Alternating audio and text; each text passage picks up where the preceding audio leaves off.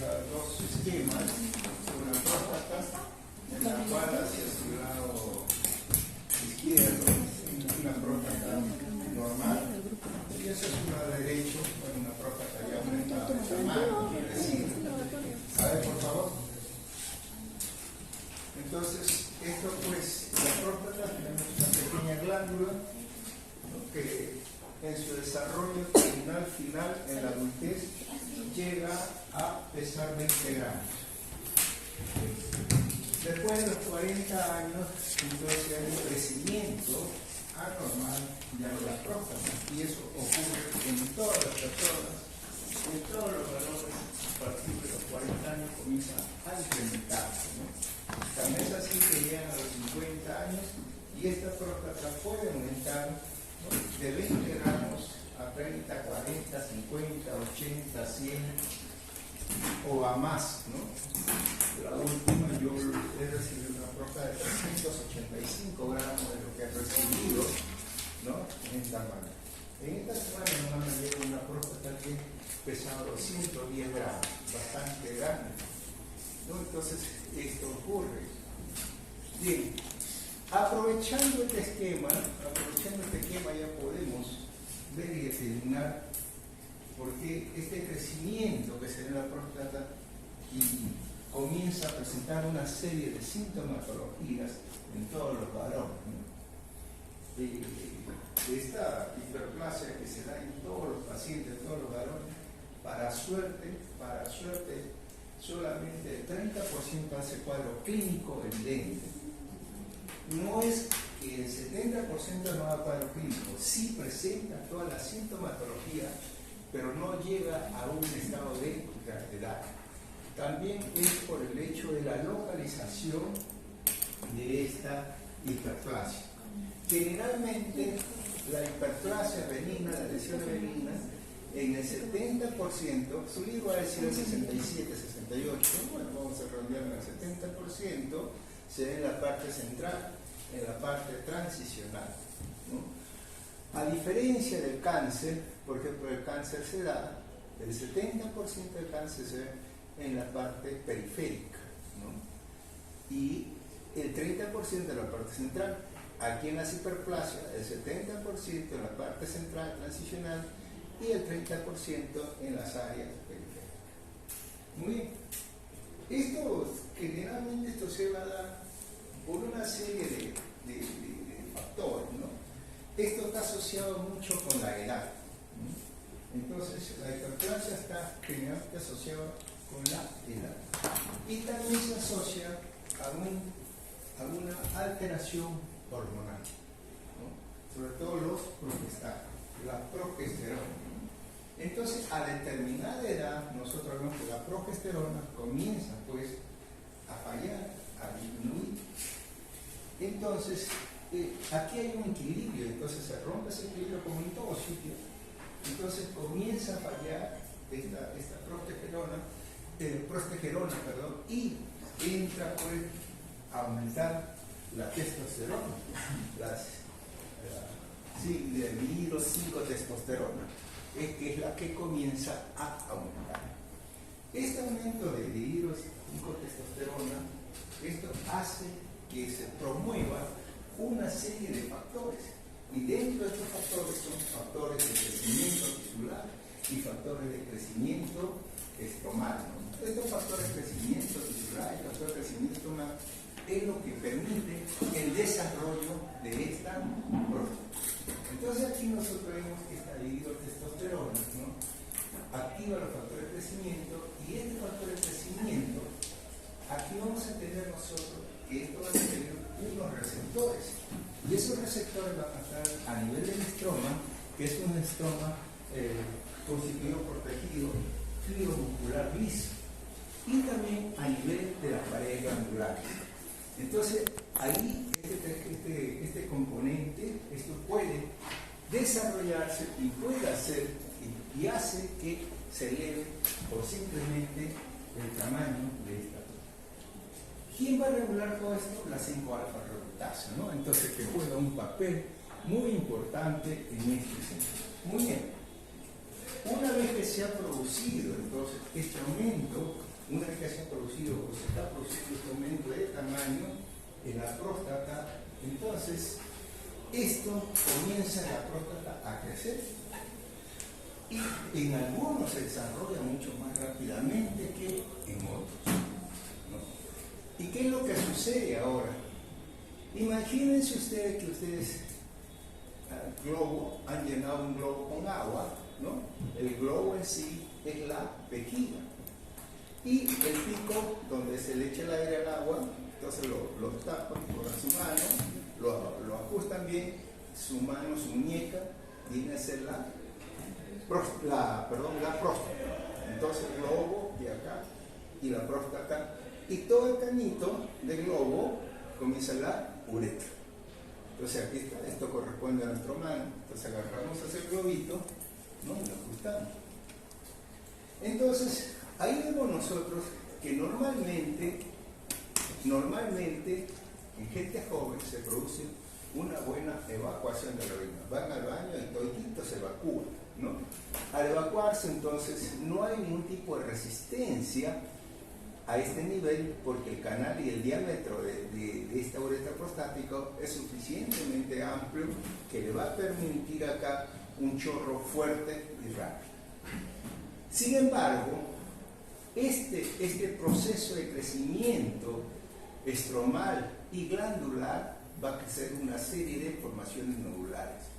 Y estas formaciones nodulares que va a crecer acá hace que este diámetro de la uretra, ¿no?, se vea disminuido.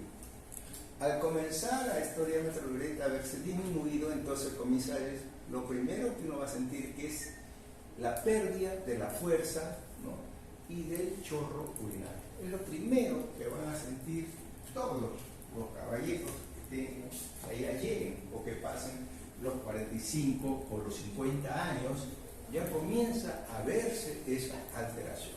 Es normal todo eso, ¿no?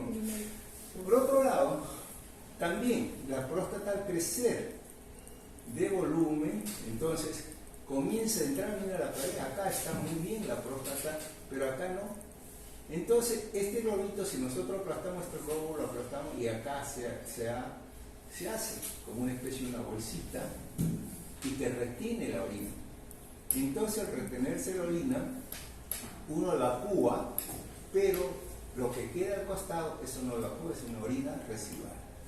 Entonces, y aquí, como acá hay cierta obstrucción o presión, entonces aquí hay un aumento de la presión, ¿no?, vesical de la vejiga. Entonces la vejiga se comienza a dilatar un poco. Es igualito como un globo. Ustedes lo llenan el globo de agua, botan el agua y ¿cómo queda el globo? Igual que nuevo, no, queda todo flácido. Igualito se comienza. Por eso es que ustedes ven así esta forma, ¿no? Entonces esto se llena, ¿verdad? ¿Qué es lo que sucede acá cuando este paciente comienza entonces, cuando comienza a miccionar o comienza a llenarse esto, porque esto acá hay una orina residual, el riñón sigue trabajando normalmente. Entonces acá esto se comienza a llenar de orina, pero la cantidad de llenado de orina entonces va a ser en menor tiempo, porque haya quedado una orina residual, ha quedado una cantidad de orina que no ha sido eliminada. Entonces disminuye eso. ¿Y qué cosa es lo que pasa esto? Pues una polatiburia, ¿no? Luego comienza a hacer esto y comienza a presentarse una polatiburia. Luego, pero esto en la noche, ¿qué cosa pasa en la noche? Entonces, mientras está de pie, entonces se vuelve una bolsita acá, otra bolsita acá, ¿vale? Pero cuando uno está acostado, entonces este globito comienza a alterarse. Y la llenez de la vejiga va a ser mucho más rápido. La sensación de querer orinar en la noche va a ser mucho más evidente. Entonces viene una nicturia, ¿no? Entonces viene aquí una nicturia. El paciente va al baño, entonces como está obstruido, no sale el flujo urinario o el chorro urinario, no sale inmediato. ¿Qué cosa es lo que hace? Comienza a pujar. O sea, hay una pérdida en esa salida por la obstrucción, comienza a pujar comienza a salir el chorro urinario. Y también, ¿qué cosa es lo que va a sentir? Comienza que conforme va disminuyendo ya el chorro urinario, entonces ya tiene una sensación, ¿no?, de no haber evacuado en su totalidad la orina. Estos cambios que hay en toda esta orina residual que queda, eso hace pues que esto sea un caldo de cultivo y que pueda hacer que haga a estos pacientes un problema de tipo infeccioso, infección urinaria. Esta infección urinaria de vías urinarias, ¿qué es lo que sucede? Con esta bacteria llegan al canal, a la uretra, y por mediante estos conductos comienzan a filtrarse estas bacterias y comienzan a producir un prostatismo crónico, ¿no? Entonces, una serie de alteraciones.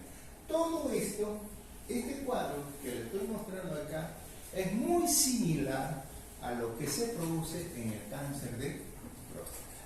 Muy similar. Bien, ¿qué es lo que pasa entonces acá? Entonces, acá, bueno, ya son los factores de riesgo, que esto está generalmente con la edad, ¿no? La edad es generalmente, ahí es donde se encuentran estos factores de riesgo primario, la edad y también el factor hormonal, ¿no? Entonces, alteraciones hormonales y la edad, que es lo que van a tener una demasiada importancia. Bien. Entonces, todo lo que hemos hablado se traduce en esta cuadra sintomático, que unos son síntomas de tipo obstructivos y otros le consideran como síntomas, ¿no?, irritativos. Entonces, pero no es que se separe uno del otro, ¿no? Los dos se van a ver, solamente ya uno, por docencia, ya, no, este es de tal tipo, este de tal tipo. Uno habla con el paciente, dice, bien, sí. Una pregunta, usted mencionó que se parece a los síntomas que también presentan cáncer de próstata. ¿Y cuál serían los síntomas? Porque, ya, ahora cuando hablemos de cáncer de próstata, no me quiero repetir todo esto. ¿Ya? Por eso digo, tomen bien la nota, tomen esto. ¿Ya? Vamos a ver. Entonces, miren ustedes, entonces uno habla con el paciente, ¿no? Y uno habla con el paciente y dice, la disminución del salir y la fuerza de chorro ha disminuido, sí. ¿Y qué cosa es eso si ha disminuido? ¿Irritativo? No, es cierto. Es obstructivo. Entonces ya uno, no es que esto sea un lado, no es que sea el otro lado, no.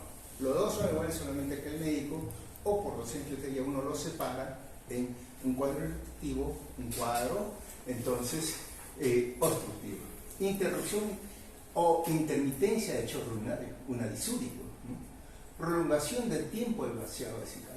Eso también es bastante, ¿no? Entonces ustedes saben que hay pacientes que entran al servicio y se demoran.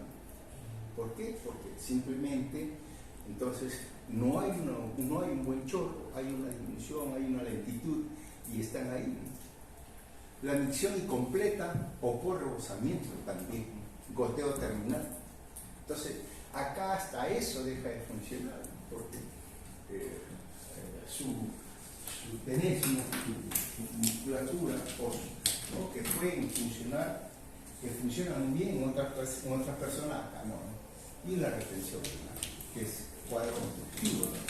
Y los cuadros irritativos, eso ya se dan por otras circunstancias, por ejemplo, por la figura incluye la imperiosidad urgente o imperiosa, lo urgente que es para ellos, sensación de vacío incompleto y una incontinencia urinaria. Muy bien, estos son los cuadros pues, que se presentan en estas lesiones. ¿Sí? Macroscópicamente, entonces, la próstata es una glándula que aumenta su volumen, ¿no? Entonces, el aumento del volumen o del tamaño de la glándula prostática. La consistencia es fibroelástica, ¿no? A diferencia de lo que es un cáncer, que es una consistencia firme o dura. El urólogo generalmente, cuando palpa la próstata, cuando hace el estudio dígito rectal, entonces al palpar, ¿no?, con el dedo, palpa la consistencia de la punta de la nariz, allá. Pero si la palpa con la consistencia de la frente es dura, esto de aquí es cáncer y esto de aquí fibroelástica es la punta de la nariz. Así se palpa eso, ¿no? Entonces, el dolor lo voy a hacer. Entonces, aumento del tamaño de la glándula prostática, ¿no? De consistencia fibroelástica. La superficie de corte es de color blanquecino o de repente un color cremoso, con formaciones nodulares, múltiples formaciones nodulares. Por eso que a esto se le llama hiperplasia glandular prostática, hiperplasia estromal prostática, hiperplasia nodular de la próstata, muchos nombres que ustedes van a ver. Disminución del diámetro uretral, y en alguno de ellos puede ser llegar hasta una obstrucción completa o total de esta uretra, ¿no? Cuadro. Entonces, todo esto correspondería básicamente a la macroscopía. Algunas veces, bueno, puede haber zonas de otro tipo de alteraciones, ¿no? A veces cuando hay inflamación o cuando hay otro tipo de lesión.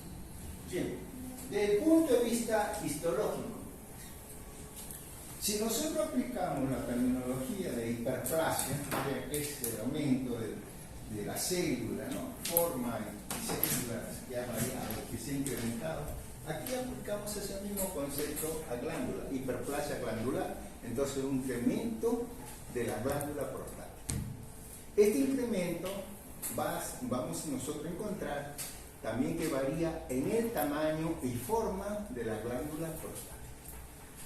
En algunas podemos encontrar glándulas prostáticas pequeñas, otras medianas, y otras que llegan muchas veces, ¿no? el lumen de la glándula a ser bastante amplio, y que ahí es cuando cuando entra a tallar, observamos estos diámetros de la glándula, es lo que decimos que esto ha sido una hiperplasia glandular quística, ¿no? Ahí.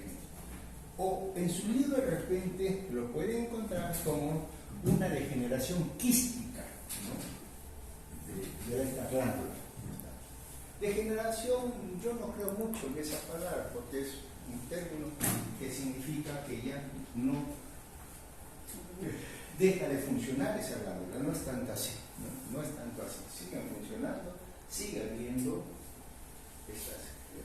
La formación, ven ustedes ahí, es una formación nodular, por eso se le llama hiperplasia nodular prostática o hiperplasia nodular benigna de la próstata. El nódulo incluye, en toda esta formación nodular que tenemos, incluye el estómago, que es el tejido muscular, y las glándulas, diferentes tamaños de glándulas. Entonces tenemos acá un incremento del número de las glándulas prostáticas de diferentes tamaños, ¿no? Unas pequeñas, otras medianas y otras con marcada dilatación de la luz glandular que le da un aspecto quístico, constituyendo lo que se denomina una hiperplasia glandular quística, o también denominada por otros como una degeneración quística, ¿no? de la glándula, o atrofia quística también le llaman, de esta glándula prostática. Desde el punto de vista histológico, ¿no? Desde el punto de vista histológico, las glándulas están constituidas por dos tipos de células. Una célula, que son unas células internas, intraluminales, que son las células cilíndricas. Una célula cilíndrica en la cual son estas células que van a elaborar o constituyen el PSA. Las células cilíndricas entonces son las células internas, ¿no? Estas son acá igual. Y estas células, a veces, algunas de ellas forman pequeñas micropapilas intraluminales. Cuando nosotros vemos estas formaciones micropapilares, ¿no? intraluminales o intraglandulares, eso es benigno generalmente. Muy bien, Tenemos otra hilera de células periféricas. Por debajo de estas células cilíndricas tenemos también, esas son las células basales o células mioepiteliales. Es muy importante la presencia de estas células, ¿no? ¿Por qué? Porque uno de los criterios, el criterio más importante para decir que esto es un cáncer de próstata es la ausencia de células basales. Si hay células, si en una glandulita hay células basales, aunque sea una célula basal, eso no es cáncer de próstata. Entonces el criterio más importante es la ausencia de células basales en cáncer de próstata. Y acá pues acá están unas hileritas. Por dentro de la luz glandular, vamos a encontrar también un material solidificado, ¿no? Que eso es material el líquido prostático que se comienza a solidificar y conforman unas capitas concéntricas, ¿no? Y esos son los cuerpos amiláceos, ¿no? Cuerpos amiláceos prostáticos. Muy bien, entonces ya tenemos estas características. Por otro lado, tenemos que estas células cilíndricas, ¿no? Normalmente pero cuando se dilata esta estructura glandular, cuando la estructura glandular es mucho más grande, estas células cilíndricas pueden convertirse en unas células cúbicas, ¿no? O unas células aplanaditas, ¿no? Células cilíndricas puede ser célula cúbica o células aplanadas, ¿no? Bien. Algunas veces en las células basales o las células mioepiteliales pueden incrementar un crecimiento también, un crecimiento de las células basales. Cuando hay crecimiento de las células basales se denomina hiperplasia de las células basales. El estroma está constituido por un tejido fibromuscular, o sea, fibromuscular liso, por si acaso, el estroma. Y el estroma contiene, toda la próstata contiene determinado grado de infiltrado inflamatorio, predominantemente el linfoplasmocitario. Puede ser muchas veces leve, moderado, severo, pero siempre vamos a encontrar estas. ¿Bien? Ahí tienen ustedes una glándula, entonces, ¿no? La luz para ver estos cuerpos amiláceos. Y acá ustedes pueden ver también las celulitas. Y por fuera, las células basales no tienen una morfología, ¿no? Característica. Pueden ser alargadas, pueden ser redondeadas, pueden ser ovoideas. O sea, no tienen una morfología característica que le diga, esta es la célula basal y por esto se caracteriza esta célula. No es tanto así. Bien, entonces ahí tenemos, miren ustedes ahora, ya podemos ver toda esa característica en una formación medular, ¿no? Con diferentes arquitecturas que muestran esta glándula prostática, pequeñas, medianas, con dilatación quística, ¿no? Y rodeada por un estroma también. Este estroma a veces engloba, muchas veces engloba porque el crecimiento puede darse a nivel glandular o puede darse a nivel estromal. A veces algunos de ellos predominan y otras veces predomina tanto el estroma, ¿no? Que tiende a desaparecer a toda esta glándula. En algunos casos se ve así, por eso es hiperplasia glandular o hiperplasia estromal. Acá tenemos, miren ustedes entonces, las células basales. Esto es lo que se denomina una hiperplasia de las células basales. Acá igual, acá también, los cuerpos amiláceos, gran cantidad, formaciones litiformes. Muy bien. Otra cosa, y este es el estroma fibromuscular. Esta es una foto de examen, por si acaso. Así que acuérdense, están todas las características acá. Doctor, usted dijo que algo característico para cáncer de próstata maligno ausencia. Ausencia. ¿Ya? Entonces, ahí vieron ustedes, miren ustedes acá, están todas las características que yo puedo encontrar en esta célula basal. Perdón, esta hiperplasia glandular benigna del próstata. Con mayor detalle. Entonces, bueno, ahí sí, ahora se ven estas formaciones, ¿no? Estas proyecciones micropapilares dentro de la luz, células cilíndricas, ¿no? Una célula clarita y las células basales que están rodeando a todas las glandulitas, ¿no? Muy bonita esta también para ver las características. Generalmente son células cilíndricas con núcleo redondo basal, ¿no? Generalmente estas son las características histológicas que muestran esta lesión. Bien, ¿alguna pregunta? ¿Alguna pregunta hasta ahí? Ok. Bien. Entonces ya hemos visto la parte benigna de la próstata.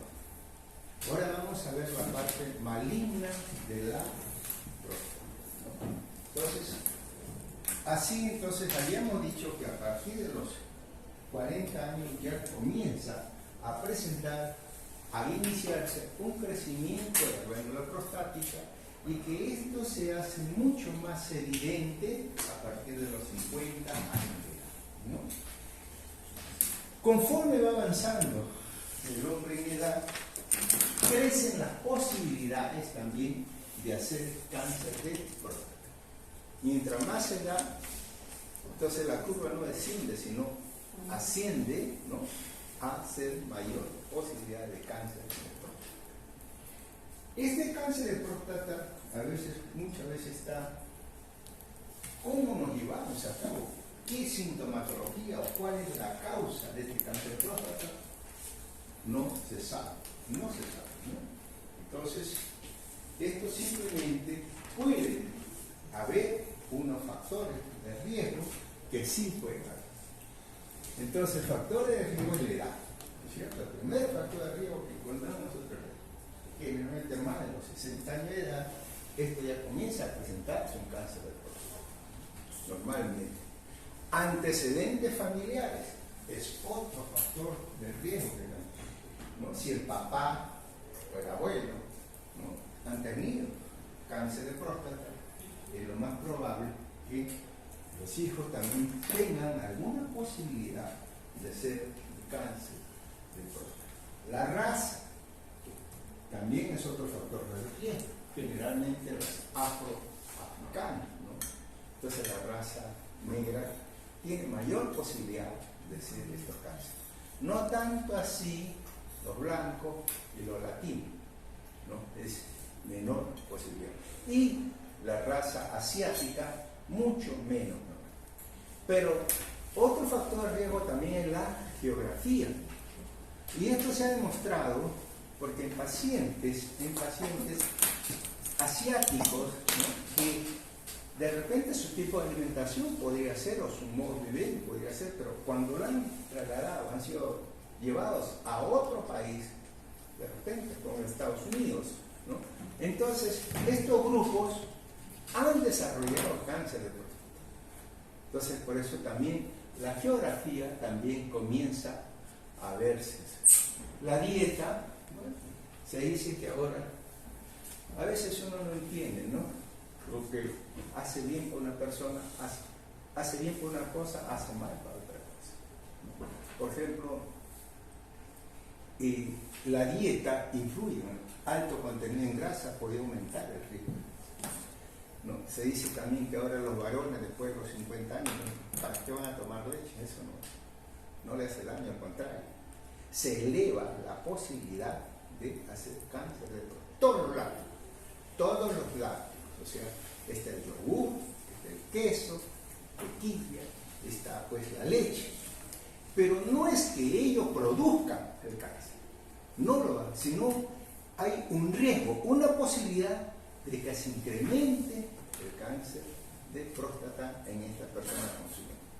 Pero ustedes saben que también, por ejemplo, el lácteo, si bien es cierto que puede ser de repente bien para mal para la próstata, me puede ser bien de repente para el colon, ¿no? Entonces puede ser. Entonces ahí hay. Lo cierto también se dice que, por ejemplo acá, el incremento, o sea, la vitamina,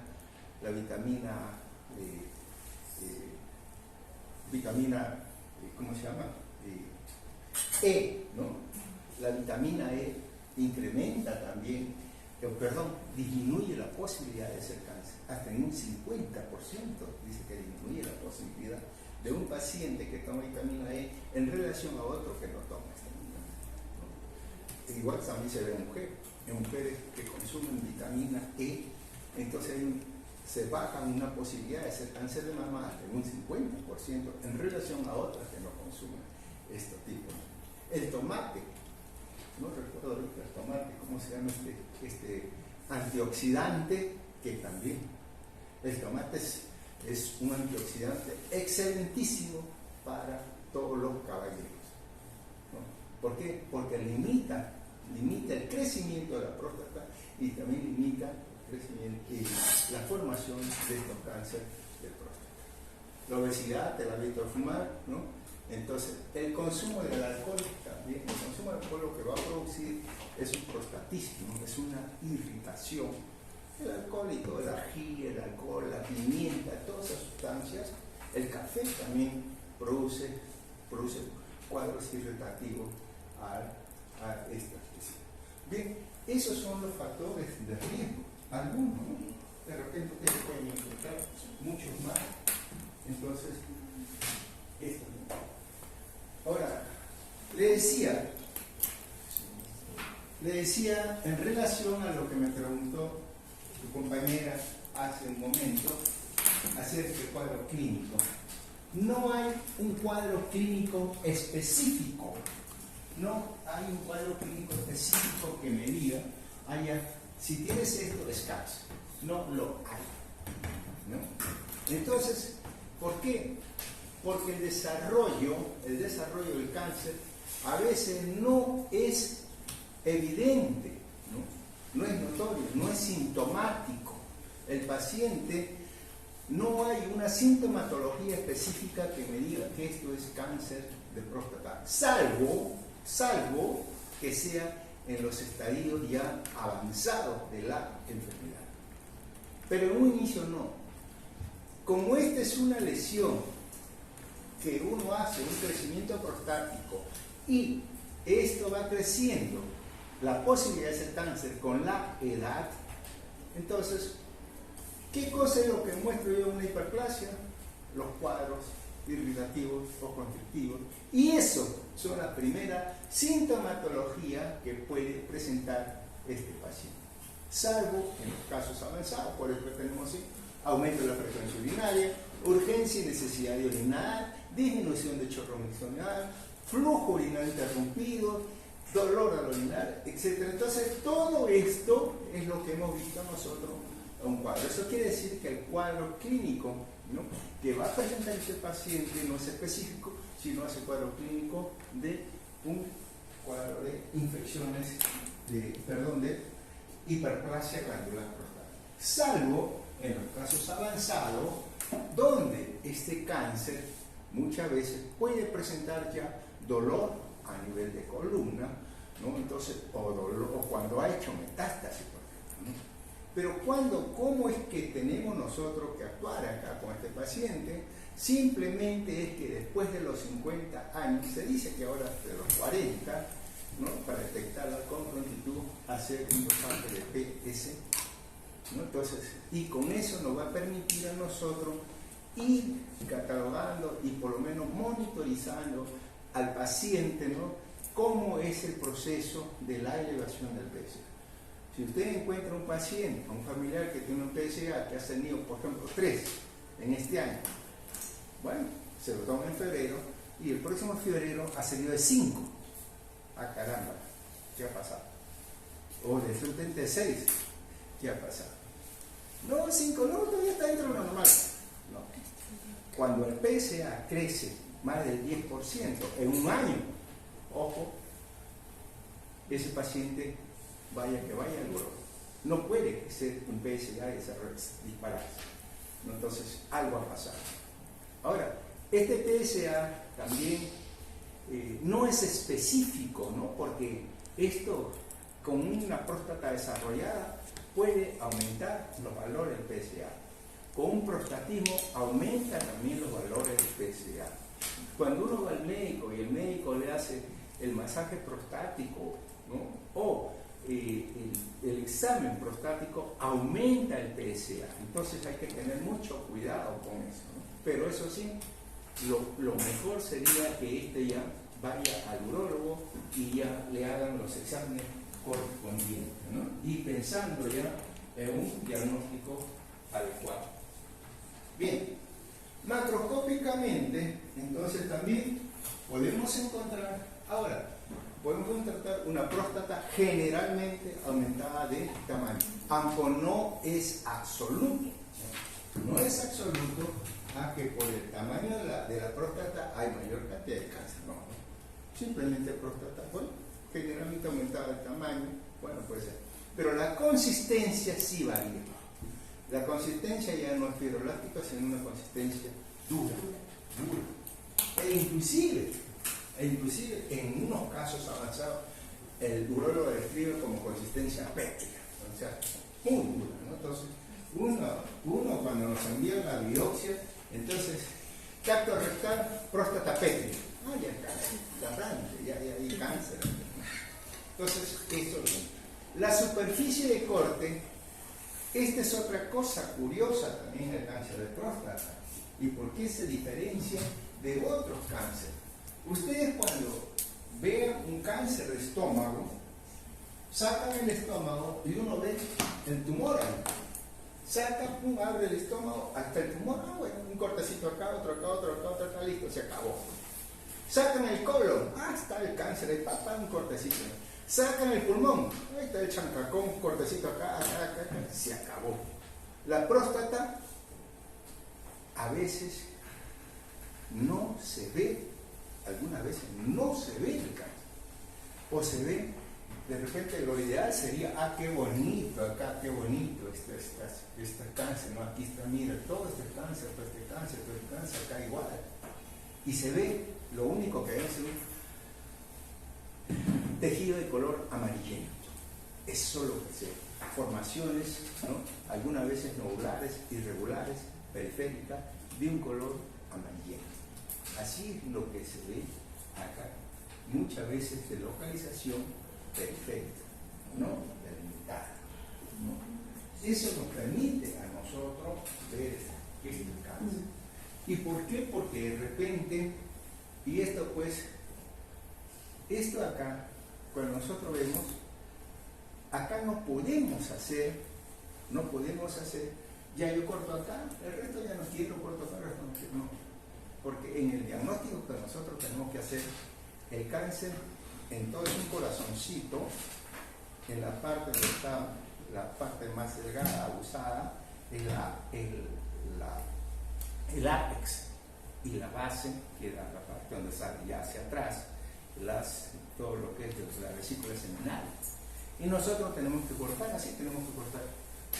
Esta ha sido 3 nomás que se le tomó foto, pero acá en realidad las fotos salen los cortes como 10 cortes o 12 cortes. Entonces uno tiene que cortar el lóbulo derecho, el lóbulo izquierdo, 4 colorcitos que lo pintamos ahí, la uretra, hace un corte hacia abajo, otro corte hacia arriba, derecho, izquierdo, derecho superior, izquierdo superior, etc. Y lo vamos catalogando, ¿no? Y tenemos que estudiar todo lo que es el contorno, que es la cápsula. ¿Por qué? Porque a veces es muy importante la extensión extraprostática. Si esto está periférico, ¿en qué nivel está periférico? ¿En qué nivel sale de la cápsula? ¿En qué nivel entra al tejido adiposo? Extensión extraprostática.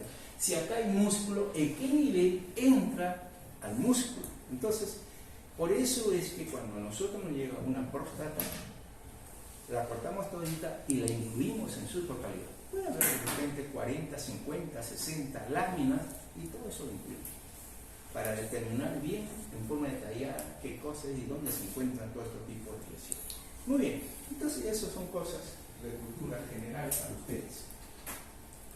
Bien, desde el punto de vista histológico, esto,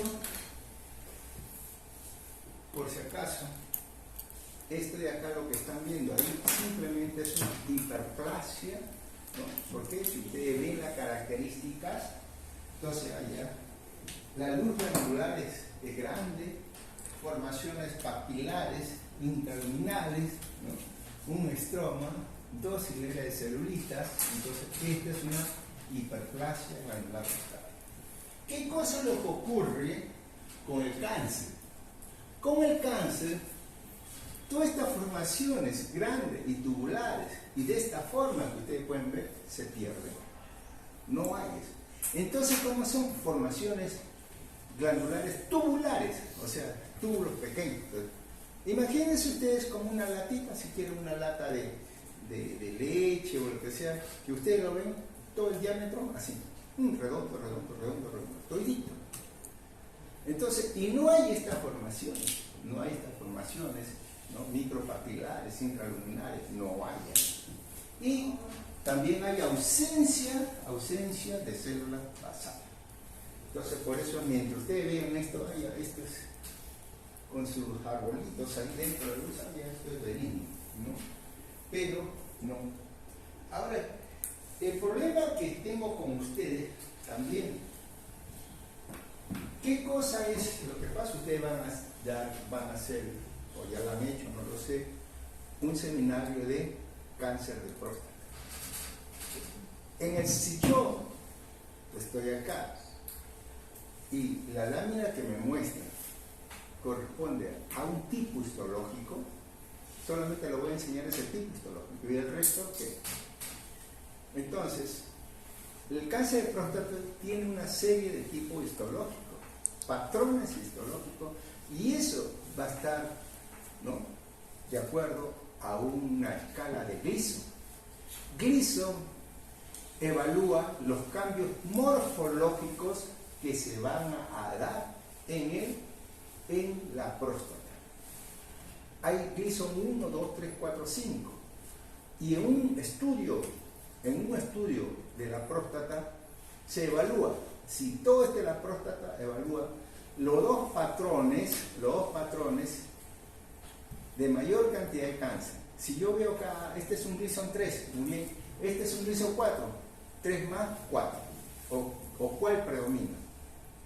3 más 4, ¿cuál predomina? Entonces ahí se va sumando. Entonces la escala de Gleason es la sumatoria de las dos tipos histológicos, morfológicos, histológicos que hay en un tejido de próstata. Y esa evaluación me va a dar un Gleason, lo contabilizamos, sino un Gleason 6, un Gleason 7, un Gleason 8, un Gleason 9 y un Gleason 10, ¿no? Y eso me va a permitir, porque el Gleason también tiene que ver mucho con el pronóstico de la enfermedad. Acá tenemos, ustedes ven, miren ustedes acá, un patrón todo un patrón, y acá imaginen ustedes mucho más sólido todavía, ¿no? Mucho más sólido. Entonces acá miren ustedes, ¿no? Entonces, esto cada uno equivale pues a un patrón de Gleason. Cada uno equivale, ¿no? A veces hablar de Gleason ya es hablar pues también de la característica de Gleason 3, ya un Gleason 3, porque el Gleason 1 y Gleason 2 prácticamente no existe. En biopsias no se debe ni siquiera mencionar un Gleason 1 y un Gleason 2, porque no hay, ¿no? Histológicamente en biopsia ni siquiera se debe mencionar. En biopsia se debe mencionar a partir de un Gleason 6. Un Gleason 6, 3 más 3 es Gleason 5, o un Gleason 6 es bien diferenciado. Un Gleason 7, ¿no?, es moderadamente diferenciado. El Gleason 6 es 3 más 3. El Gleason 7 es 3 más 4 y 4 más 3, moderadamente diferenciado.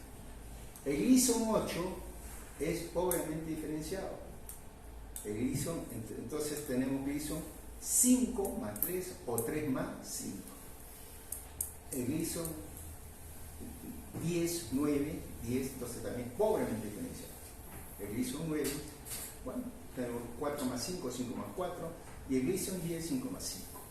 Todo eso uno tiene que valorar, y todo se valora de acuerdo a las características histológicas.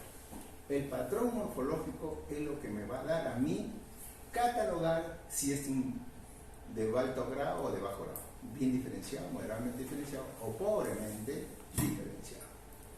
Entonces, por eso es que yo, para mí, entonces he considerado de que ustedes no deberían saber más, ¿no?, en detalle, solamente en teoría pueden ver esto, pero en la práctica ahorita no estamos, ustedes no van a dar examen en el microscopio, pero si ustedes dan examen microscopio, yo ya los oriento al examen microscópico que van a dar.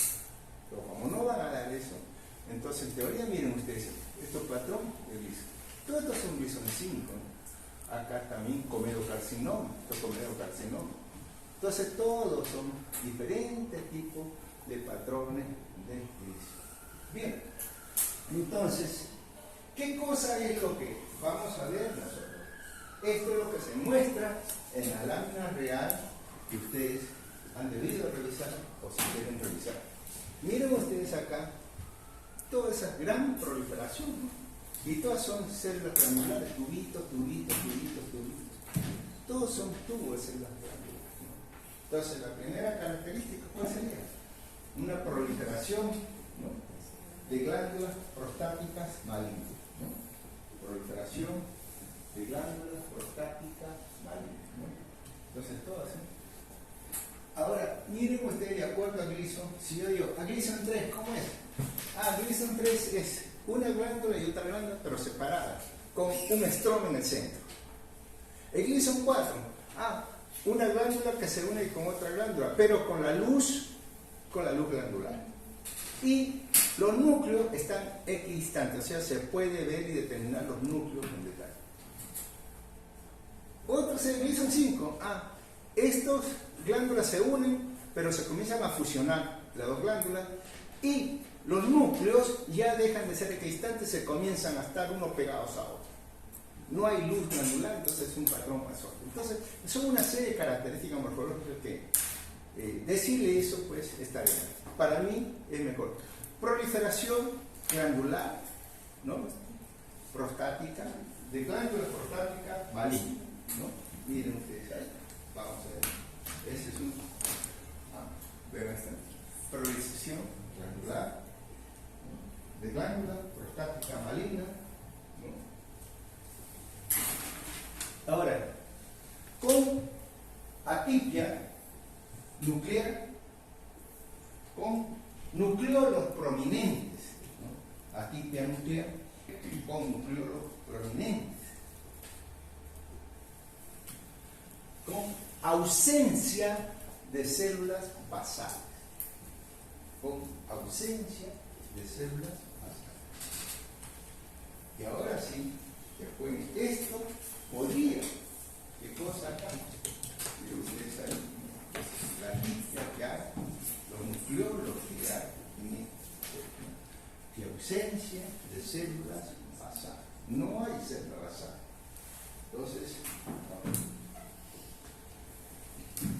bien. Ahora, ahí qué cosa es lo que yo podría agregar, usted ya, ahora sí. ¿Y cómo es esto? ¿Qué cosas se podría agregar para que esto pueda tener un patrón histológico, ¿no?, de Gleason, o un patrón histológico puede ser bien moderado o pobremente diferenciado. Bien moderado o pobremente diferenciado, ¿no? Hasta ahí estamos bien. Entonces, yo no estoy describiendo en sí la lámina que estoy viendo, sino estoy escribiendo qué cosa es lo que deberían contestar ustedes. Porque si ustedes me contestan, por ejemplo, describiendo, ustedes de repente en su libro han estudiado una característica de un adenocarcinoma de Gleason 3 más 3, y no es igual a esto, pero lo escriben ahí, ustedes van a tener la razón porque es eso. Pero lo que ustedes tienen que saber es en forma global, ¿no? ¿Por qué es? ¿Qué cosa es lo que sucede? ¿Qué otras características deben tener ustedes? Este es un nervio. Este es un nervio. Y a veces una característica de esta lesión es que invade al nervio. Se pega al nervio y algunas veces se pega al nervio y lo infiltra y está dentro del nervio. Esa invasión ahí, al capturar los nervios perineural, se llama permeación perineural. ¿No? Permeación perineural. En las partes periféricas también vemos nosotros que esto puede entrar en un vaso linfático o vascular. Tromboembolia linfovascular. Tromboembolia linfovascular. Cuando llega a la cápsula, puede penetrar la cápsula, atravesar y entrar al tejido adiposo o entrar al tejido muscular. A eso se le denomina extensión extraprostática. Extensión extraprostática. Entonces, con eso tienen una serie de características, ¿no? Una serie de características microscópicas en esta lesión. Y no necesariamente la descripción de esta rama. En global están teniendo. Entonces, no se olvide, es una proliferación de glándulas prostáticas malignas, con atipia nuclear, ¿no? O pleomorfismo nuclear, con nucleolos prominentes, o ausencia de células basales, ¿no? Con permeación perineural, con tromboembolia linfovascular y también se puede encontrar cosa extensión extraprostática. Y todo esto puede ser vascular o de alto o grado, ¿no? Moderadamente diferenciado o pobremente diferenciado, de acuerdo a la escala de Gleason. Todos estos cambios morfológicos están catalogados en la escala de Gleason. Ustedes tienen que ir cuando hagan ustedes su seminario, todo esto ya le van a explicar, o ustedes de repente van a exponer. Entonces ahí sí van a tener usted que dar un poquito de detalle qué cosa y para qué sirve el Gleason, ¿no? El Gleason sirve porque es el pronóstico del paciente. Un Gleason bajo un bien diferenciado. A veces el Gleason lo cataloga a ver también con el riesgo que hay. El Gleason cataloga el riesgo 1, hasta 2, 3, 4 y 5. O otra cara también esa. Entonces, todo eso está en relación a los hallazgos morfológicos, ¿no? Entonces, un Gleason bajo es un bien diferenciado. Un Gleason 9, 10 es un pobremente diferenciado. El pronóstico ya va a ser malo. Pero para suerte de los hombres, para la suerte que tenemos, es de que el cáncer de próstata es una neoplasia maligna de crecimiento lento. Uno puede, no es un cáncer de hígado, no es un cáncer de pulmón, no es un cáncer, caramba, de páncreas, cuando me diagnostican y a la vuelta de la esquina, ya fue. No, esto no. Y tampoco uno tiene por qué acabarse la vida, porque hay tanta gente, ay, cáncer de próstata, ya, listo, ¿no? Arregla tus cosas porque el próximo año ya no estás acá, no, nada de eso. El cáncer de próstata, mire, conozco amigos, que han estado 16, 17 años con un Gleason 9. Tranquilo, todo lo largo. Entonces, no es una cosa, pues, claro que cuando uno se dedica, bueno, ya, pues, ¿no? Pero, si no. Salvo también lo que sí un poco que altera un poco el pronóstico es la metástasis, ¿no? Cuando hay metástasis ahí sí ya, bueno, la cosa es un poco más grave y difícil, ¿eh? Muy bien, entonces ustedes tienen ahí pues otra fotografía de lo que es este cáncer de próstata.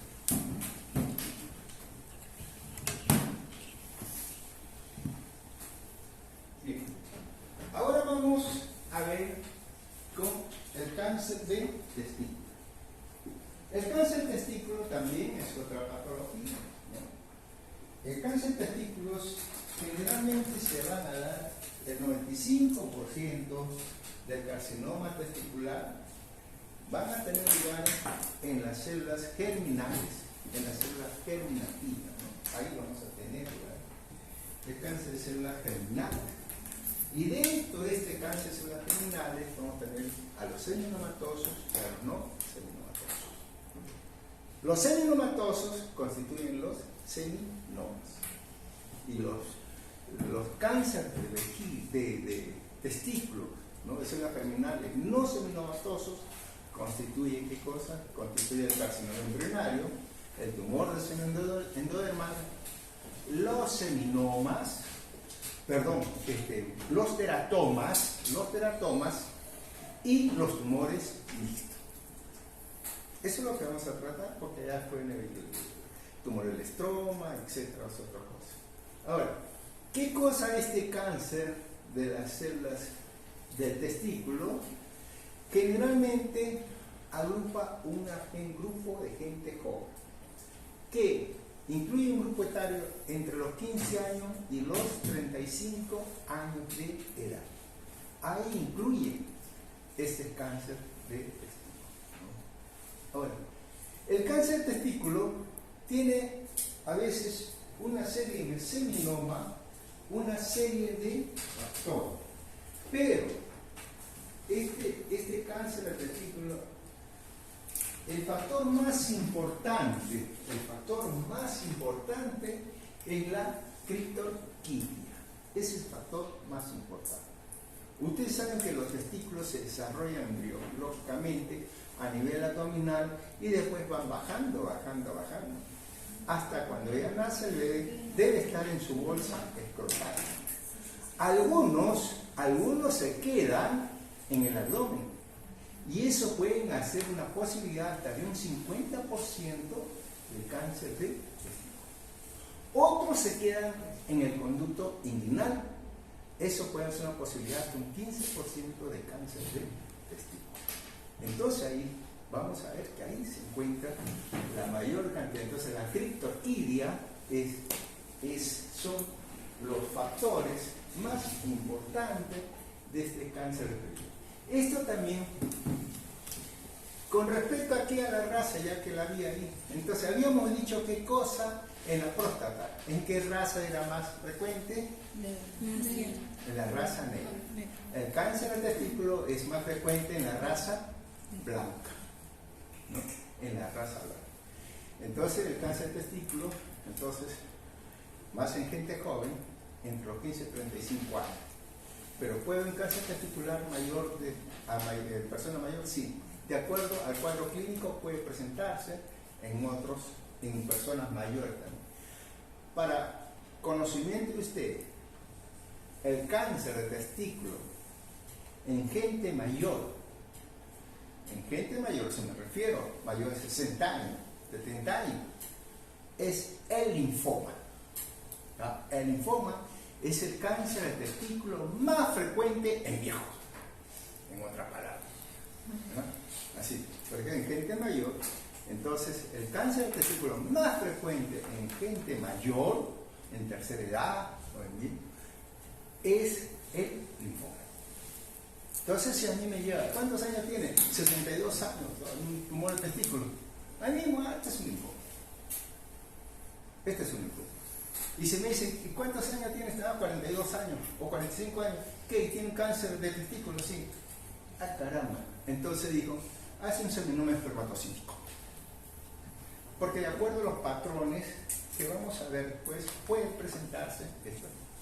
Sería también asociado, el cáncer de testículo, sería asociado también a los pacientes que están con infecciones de VIH y también algunos tóxicos y alteraciones genéticas también. Sobre todo aquellos, bueno, cuando hay antecedentes familiares que han tenido cáncer de testículo, entonces también toda masa tumoral del testículo es un cáncer hasta que no se demuestre lo contrario. ¿No? Ese es lo primero que tienen ustedes que tener en cuenta cuando hablen de esta cáncer. ¿Qué síntoma puedo tener en cáncer de testículo? Desgraciadamente, a veces los jóvenes no se dan cuenta ni siquiera que tienen un cáncer de testículo. A veces se dan cuenta porque la pareja a veces la diagnostica. Aquí, ¿qué cosa es lo que tiene que hacerse cuando hay estas lesiones? Por ejemplo, en próstata, ¿qué es lo que hace? Lo ve el PSA y un examen dígito rectal. ¿Y cuál es lo primordial acá en el cáncer del testículo? El autoexamen. El autoexamen es válido así. ¿Y qué cosa es lo que tiene que presentarse? El cáncer del testículo es una sensación de masa tumoral, así se presenta indolora. Por eso es que no le hacen caso. Indolora. Entonces, como no le hacen caso y no duele, bueno, pues ahí se quedó. Y cuando se dan cuenta, entonces ya es un tumor que ha desarrollado en tamaño, en forma y en consistencia, ¿no? Aumento del tamaño del testículo. Bueno, eso. A veces el tumor puede ser nodular, pequeño, o puede comprometer todo el testículo en sí. Sensación de mayor peso del testículo. Miren ustedes, sensación del mayor peso del testículo. Los tres primeros. Este de acá puede crecer, puede provocar crecimiento de la mama, sí. Pero eso ya es otro tipo de cáncer del testículo, ¿no? Eso ya cuando vemos nosotros el carcinoma. ¿Quién produce la testosterona, ¿no? Las células de Leydig. Y un carcinoma de Leydig sí me produce los cuatro, ¿no? Entonces, pero ahorita no vale. Esto no es para él, ¿no? Estamos hablando solamente del seminoma, ¿no? Entonces, esto es. Muy bien, eso es entonces, ¿qué cosa es lo que va a presentar este paciente cuando tenga este dolor? Macroscópicamente, miren ustedes, dos características que ustedes pueden presentar ahí. Una, un tumor nodular, todas son formaciones nodulares, ¿no? Pequeñas, y otra que ha comprometido todo el testículo en sí. Y ahí creo que está hasta descrito ya todo lo que hemos visto en esta. Entonces son tumores bien circunscritos, en general homogéneos, con lobulaciones, son lobulares en otra parte, ¿no? Blanquecinos o de repente un color blanco cremoso. Confinado, generalmente confinado al testículo. Si ustedes ven, hay una pequeña línea blanca acá, todo es el leuquino. Y acá también la leuquina. Entonces esto generalmente respetan la leuquina. Aunque algunas veces puede pasar la leuquina. Generalmente respetan el cordón espermático, pero algunas veces también puede, ya sabes. Entonces, la diseminación de esto, ¿por qué vía se hace? ¿Hematógena o linfática? La diseminación es vía linfática. Por lo tanto, esa diseminación y esa característica hace que este tumor sea radiosensible, ¿no?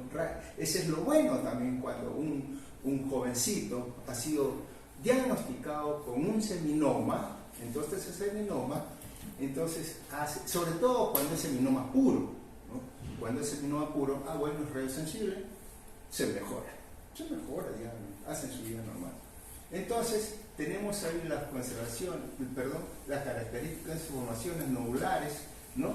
Que de un color blanquecino o un color cremoso, bien delimitada, que puede comprometer parte o todo el testículo, que respeta mucho, mayormente o generalmente respeta a la alugina, ¿no? Algunas veces esto de aquí puede tener áreas de hemorragia o puede tener áreas de necrosis. ¿Por qué le digo esto? Porque esto va a presentar una serie de patrones histológicos, ¿no? Entonces, dentro del patrón histológico, bueno, puede presentar esto, puede ser pseudoglandular de repente, ¿no? O puede también este cáncer del testículo, vamos a ver por acá, microscopía. Bueno, puede ser también, este testículo puede ser dentro de estos patrones histológicos un seminoma con células sinciciales. Y los seminomas con células sinciciales, bueno, puede dar también beta-HCG elevado. Muy bien. Microscópicamente, bueno, también microscópicamente son mantos o grupos de células, ¿no? Mantos o grupos de células, miren ustedes acá, un manto de células o grupo de células separadas, ¿no? Separadas estos grupos en forma irregular, separada en forma irregular por septum fibroso. Ustedes pueden ver ahí, ¿no? Separada en forma irregular por septum fibroso, que le da un aspecto lobulado, ¿no? Lobulado. Entonces, miren acá, le está dando un aspecto lobulado. Y que estos septos fibrosos se caracterizan por la presencia de linfocitos, y que estos linfocitos pueden estar en un grado leve, moderado o severo.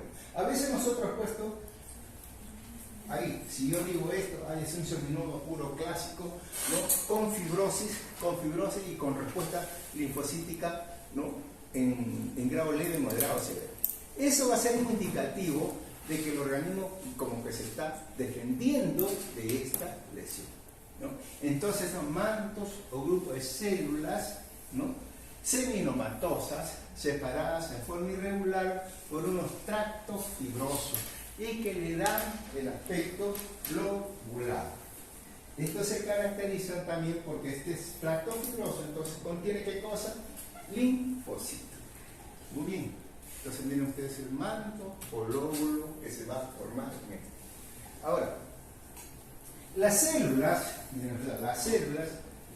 seminomatosas, a veces son células poligonales, ¿no? U ovoideas o redondeadas. Generalmente ustedes dicen poligonales, de un citoplasma amplio y claro. Citoplasma amplio y claro, con pleomorfismo nuclear y presencia de nucleolo prominente. Muy bien.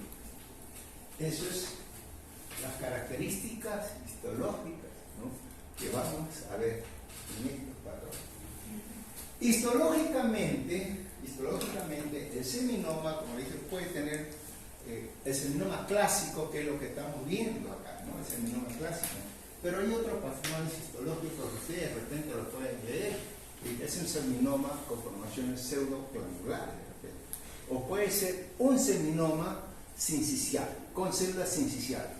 El seminoma con células sinciciales consiste en que de repente hay área de hemorragia y hay área de presencia del sincicio tropoblasto. Entonces hay células del sincicio tropoblasto.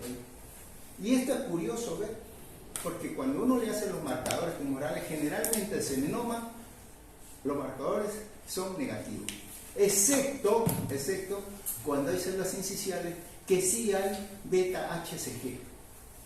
El beta-HCG es un marcador. Entonces, bueno, pues eso para coliocarcinoma sí, pero como acá hay esas células, entonces es lógico que eleve, pero no se eleva mucho. A veces se eleva a 300, 400 o 500, 900, pueden llegar así un máximo, ¿no? Pero se eleva, hay marcadores beta-HCG. Entonces, ese es uno de los patrones histológicos que podemos encontrar. Muy bien. Entonces, vamos a ver entonces ahora qué sigue, qué pasa. Desde el punto de vista histológico, entonces nosotros vamos a ver. Hacia arriba ustedes tienen los conductos sanguíneos. Acá yo no le hablo, ni quiero hablarle tampoco del carcinoma in situ. O de las células, porque esto son células que se van a originar, las células que van a dar origen, que se van a encontrar en estas células germinales, que normalmente van a encontrar acá pues en los conductos sanguíneos. Y algunas veces podríamos encontrar que este tumorcito está dentro de esta célula. Entonces es lo que se llama también carcinoma in situ, ¿no? No le voy a hablar nada de esa cosa. Acá arriba tenemos los tubos seminíferos y abajo ya tenemos una formación celular, ¿no? Y que eso corresponde a la área tumoral. A otro aumento también encontramos esto. Y ya es posible ver entonces en estas secciones, ¿no? Ver unos tejidos medio rosaditos, esos son septos fibrosos, ¿no? Segmentos septos fibrosos que van a tratar de englobar en forma irregular, ¿no? Ahí se ve mucho mejor. Ven ustedes los septos fibrosos, como se ven, y le da un aspecto medio lobular. Acá hay otro septo por acá, entonces comenzamos a ver así, ¿no? Entonces, todo eso son como es que lo vemos nosotros a menor aumento. Y ustedes pueden ver como un manto de células, como una sábana de células, todo así. Muy bien. Tenemos entonces, vamos a ver acá, a un poquito más de aumento, ya podemos ver aquí estos septos y estos puntitos que están acá rodeados son infiltrados linfóticos. Estos son los infiltrados linfóticos. Y acá ya podemos ver las células, todas son células seminomatosas, ¿no? Las células seminomatosas. ¿Vale? Por eso se llama tumor acá igual.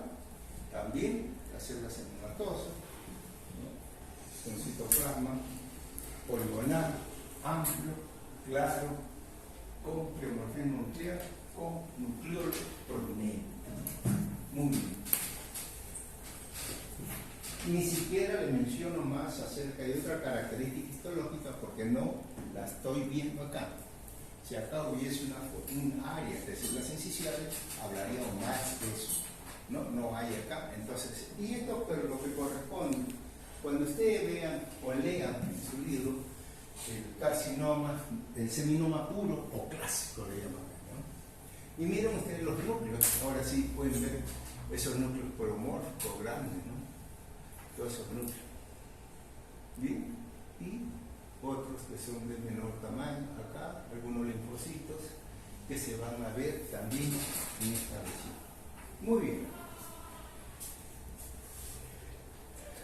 A mayor aumento, bueno, para ver también ya las características histológicas de lo que se ve en estas células nucleares. Unos tienen núcleos grandes, con unos nucleolos bastante prominentes, bien llamativos los nucleolos. Todos son nucleolos, todos tienen nucleolos. Citoplasma también es amplio. Este es un panorámico. En este panorámico ustedes pueden ver, ¿no? hacia la parte de los 3 tercios, hacia la izquierda, es la forma tumoral y acá tenemos, ¿no? el resto, o lo que queda. Y ustedes ya son unos conductos seminíferos, ¿no? medio atrofiados, ¿no? con bastante fibrosis entre ellos. Igual, para mostrarnos también la misma característica que en el testículo. Muy bien, eso sería entonces lo que correspondería al seminoma. Acá, la varices, ¿no? Generalmente las más comunes son a veces las de miembros inferiores, que es pero cualquier dilatación de la vena es una varice. Ahora el nombre lo toma simplemente por la localización, ¿no? Entonces, acá se va a dar a nivel del plexo pampiniforme, a nivel del testículo, y ahí entonces es lo que se va a constituir lo que es esta varice. Muy bien. Vamos a ver entonces la varicocelia. Es la dilatación de las venas del cordón espermático producida por la presencia de no es de flujo, es reflujo. Es reflujo, ¿no? Un reflujo hacia el plexo pampiniforme. Se hace más evidente en la bipedestación y como maniobra de Valsalva. Ahora, esta varicocelia se puede presentar en el lado izquierdo entre 70 y 75% se presenta en el testículo izquierdo. Y en el testículo derecho se presenta entre un 15 y 20%. En ambos lados, en un 10%. ¿Y por qué ocurre esto? Porque si nosotros vemos acá, El testículo derecho de frente va en la cava inferior. Ahí desemboca, es decir, el trayecto de desemboque, cuando la sangre arterial llega al testículo y esta luego es por vía venosa, entonces el circuito más corto lo tiene el testículo derecho y desemboca en una gran vena. Entonces no hay problemas a eso. Sin embargo, en el testículo izquierdo, esto tiene un mayor trayecto y va a desembocar, ¿dónde? Desemboca pues en la vena renal. Eso hace muchas veces que la éstasis entonces sea mayor, o de repente las válvulas aquí estén un poco malas, ¿no? Y haya ese reflujo hacia el plexo pancreatiforme, o sea, la sangre retorna a ese nivel, ¿no? Entonces, y eso ocasiona pues una serie de alteraciones. Muy bien. Causa del varicocele. Bueno, también ustedes la tienen, causa del varicocele. Ahí, generalmente la válvula de repente puede estar alterada, ¿no? Otra causa, el flujo sanguíneo lento por alguna circunstancia. Compresión de los conductos sanguíneos. Esta compresión se puede dar, ¿por qué? Por una masa tumoral, ¿no? Una masa tumoral, de repente una epididimitis, ¿no? Puede ocasionar un aplastamiento y eso puede ocasionar una mala circulación a ese ganglio linfático enfermado. Masas anormales están en la pared posterior del abdomen. Cualquiera de estos le puede dar este tipo de lesión. Ahora, ¿qué cosa es lo que presenta el paciente? Muy bien. Entonces, la varicocele muchas veces es asintomático en el caso leve. Esta varicocele va a tener 3 grados. El 1, 2 y 3. El grado 1, las varicoceles no se van a ver. Cuando el paciente, a veces dice la mayor parte es asintomático en los grados. Ahora, e incluso es posible que el paciente no sepa que tiene varicocele. Simplemente uno juega fútbol y una ligera molestia puede sentir después de terminar el fútbol, una ligera molestia y pesadez, ¿no? Y que le duele un poco el testículo, pero es pasajero, no se da cuenta. Bueno, al llegar esto le consulta al papá, porque esto se da en gente joven se da, ¿no? Entonces le consulta al papá y va, lo lleva al urólogo y en realidad el urólogo agarra, lo palpa y no muestra mayor alteración. Ahí es donde hace la maniobra de Valsalva. La maniobra de Valsalva, ¿qué cosa es? Usted ya lo sabe. Inspire, inspire, inspire. Todo lo que uno inspire, inspire, inspire, después bota con fuerza. ¿Eso qué hace? Un aumento de la presión intraabdominal. Este aumento de la presión intraabdominal hace que se llene de sangre este vasito papilar. Ese es el momento en que el urólogo examina y ve ahí unas contorsiones, ¿no? Entonces ya hace sospechar. El grado 2 es cuando presenta esta lesión varicosa palpable. No se ve, pero sí se palpa. Entonces, el jovencito se ha autoexaminado y ha notado una serie de unos cordoncitos en el testículo, en la parte superior. Bueno, va al médico, el médico sí, efectivamente, se palpa estas tortuosidades de vasos sanguíneos y acá lo escribe como una tortuosidad, como una en bolsa de gusano, ¿no? Entonces eso es lo que es una tortuosidad de estos vasos en gota de gusano. Y el grado 3, ya eso se ve. Da de cuenta que ustedes ven, a veces esto es más frecuente, la varices se ve en mujeres, ¿no? Pero no es que la mujer sea exclusiva entre varices, simplemente es la frecuencia con que se da. Entonces sí es evidente, usted lo ve. Entonces igual también en esta varicocele de grado 3 ya es evidente. ¿Qué es lo que presenta el paciente? De acuerdo a eso es una incomodidad, dolor. Lo primero que es un dolor, el dolor es variable. mejora al acostarse, empeora con el ejercicio físico. Eso es lo que masa escrotal izquierda. Esto ya hemos visto pues que esto se da más en la izquierda, ¿no? Y una incomodidad, porque en realidad incomoda, ¿no? Esto entonces aquí, ¿qué es lo que se palpa? Se palpa esto, una tortuosidad venosa, y esa tortuosidad venosa, ¿no?, es lo que le da un aspecto de embolsa de gusano, ¿no? Algunas veces hinchazón del testículo, sensación de pesadez, y bueno, esta es una vena ahí retorcida, que esto tendría que ir a ver acá, ¿no? Y los testículos puede ser que también crezcan un poquito o aumenten su tamaño también. Muy bien, eso es lo que tiene que ver. El 40% de estos pacientes que sufren varicocele se asocian mucho ¿a qué cosa? A la falta,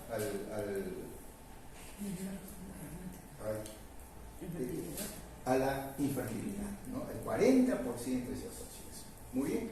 Entonces, muchas veces los muchachos no saben lo que quieren, entonces quieren tener, están buscando, intentan tener hijos, pero no saben. Entonces llegan al médico, le examina, le hacen un Doppler, ven el grado de la lesión, lo operan y pueden corregir esta lesión. Siempre, ustedes siempre, si conocen a un familiar que va a tener eso, va a ser intervenido, por muy sencilla que sea la razón, esto tiene que ir, esos vasitos tienen que ir al patólogo. ¿Por qué? Dos cosas.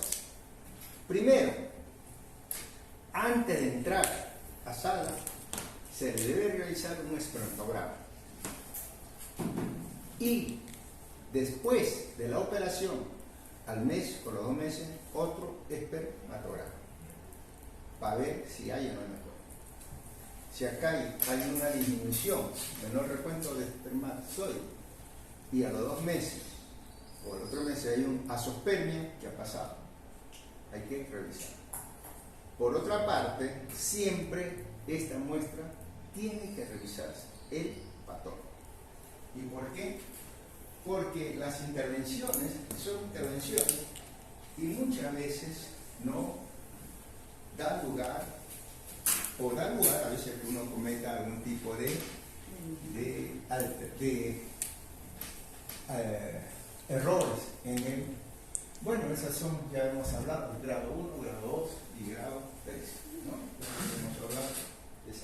Bien, entonces, miren ustedes, este es el testículo, su cordón espermático, su conducto deferente, y miren, toda esta formación azulada son plexo venoso panquiniforme. Acá se ven unas estructuras venosas, tortuosas, ¿no?, gruesas, dilatadas, y que esto, ¿qué cosa es lo que hacen? Da el aspecto, ¿no?, de una bolsa de gusano, como ustedes pueden ver, ¿no?, como es esto. Y eso es lo que palpa el paciente. Muy bien. Entonces, hasta ahí estamos en lo que es varicocele. Histológicamente, ¿qué es lo que voy a encontrar? Entonces, si los vasos están dilatados, bueno, hay una dilatación también, ¿no? Hay una éstasis, también hay una éstasis sanguínea. ¿Puede haber trombosis? También puede haber trombosis e infiltrado inflamatorio, ¿no? Entonces, miren ustedes acá, esto se puede llevar en una varicocele. Pero la varicocele también puede producir otra cosa. Puede producir un engrosamiento también de la capa media y también, miren acá cómo se va volteando, se va como estas alteraciones, un engrosamiento de la pared, la capa media de las venas, ¿no? Entonces, la estructura histológica, ustedes ven ahí, de la vena del varicocele, ¿no? Las secciones transversales de la vena muestran destrucción de la íntima, hipertrofia de la media, invaginación del endotelio de la íntima, formando estructuras a veces unas formaciones como unos globitos. Miren acá, unas pequeñas bolsitas. Entonces, eso es lo que. Bien, alguna degeneración de la musculatura media, y también presencia de colágeno que puede dar. Eso será igual que en cualquiera. Este es el epididimo, estas son las hiperplasias, ¿no? Y estas son, perdón, las dilataciones venosas con engrosamiento acá, igual acá, como se ve también. Muy bien. Eso correspondería pues entonces a todo lo que es esta varicocele. Otro aumento, también lo podemos ver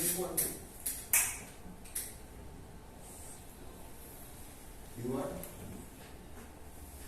Recuerden que estos, lo que pasa con esta varices, igual lo que pasa también con las hemorroides, ¿no? Que también son varices, algunas están dilatadas con dilatación de alguna de ellas, con éxtasis sanguíneo, y que algunas veces pueden presentar trombosis, engrosamiento de la capa media. ¿No? Muy bien. Igual, vean ustedes las paredes vasculares y venosas, cómo se muestra un poco engrosada a ese lado, ¿no? Bien, también ahí podemos ver esa lesión. Ok. Ahora vamos a pasar al infarto testicular. Bien. El infarto testicular a veces puede ser de acuerdo a la localización, ¿no? A veces puede ser infarto se puede dar en niños, generalmente en gente joven, esos infartos testiculares. Generalmente algunos infartos también testiculares puede dar en niños, ¿no? Y estos a veces puede ser parcial o puede ser total también. Algunas personas, algunos niños que están entre los 12, 16 años, le puede provocar esto una torsión del testículo. Y esta torsión del testicular es porque este testículo generalmente se encuentra unido al escroto, a la pared escrotal se encuentra unido. Entonces esto no hace que haya ningún tipo de movimiento anormal. Pero algunas veces por algún motivo, esto puede estar sueltito del sol. Entonces eso puede de repente rotar. Y al rotar se produce lo que es una torsión testicular. Estas torsiones testiculares es una urgencia médica. Porque si esto no se resuelve en las primeras horas, entonces eso puede ser irreversible. Esto tiene que resolverse porque esto aparece un dolor de inmediato y aparece eso. Tiene que tratarse eso el médico entre las 4 y 6 horas. Si no es tratado en eso, entonces puede haber secuelas. Si se trata después de las 24 horas, ya para qué dejar el testículo. Porque lo único que hace en las primeras horas, cuando recién se ha producido esta torsión, entonces se entra, se agarra, se arregla el testículo, se une a la pared y ya está.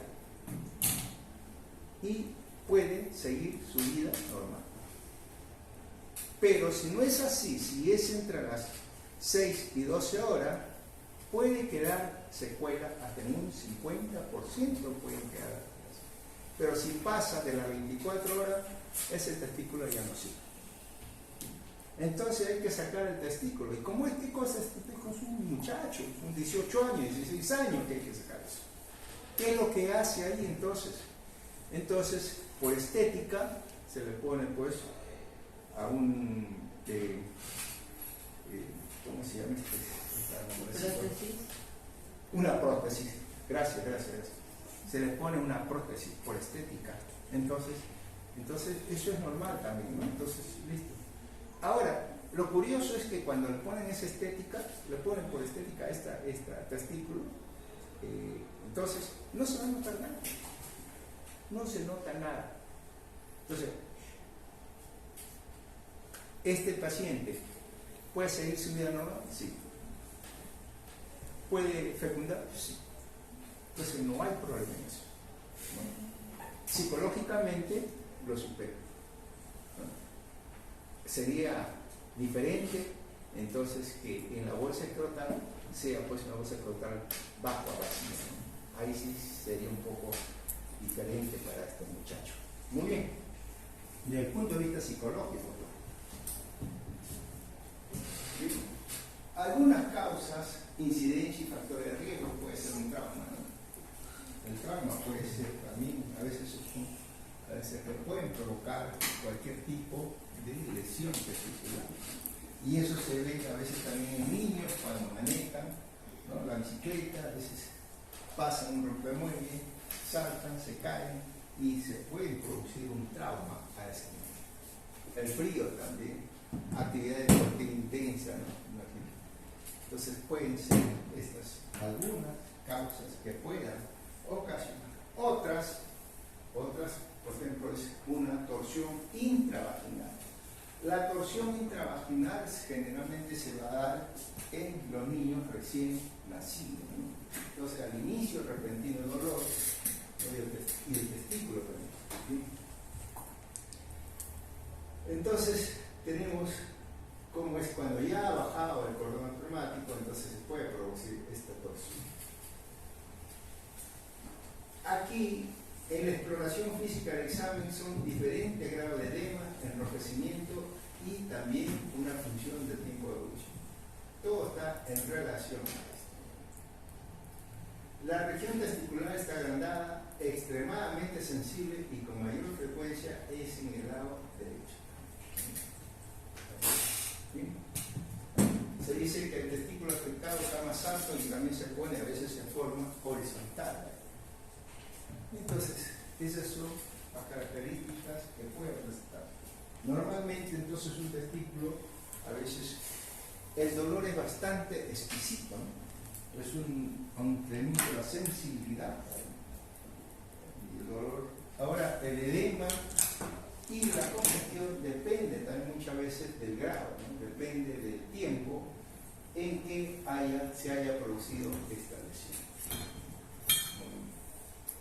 Desde el punto de vista histológico, normalmente la fotografía que vamos a ver acá corresponde a un testículo, a una torsión testicular que ha tenido más de 24 horas y que la lesión acá ha sido necrosante.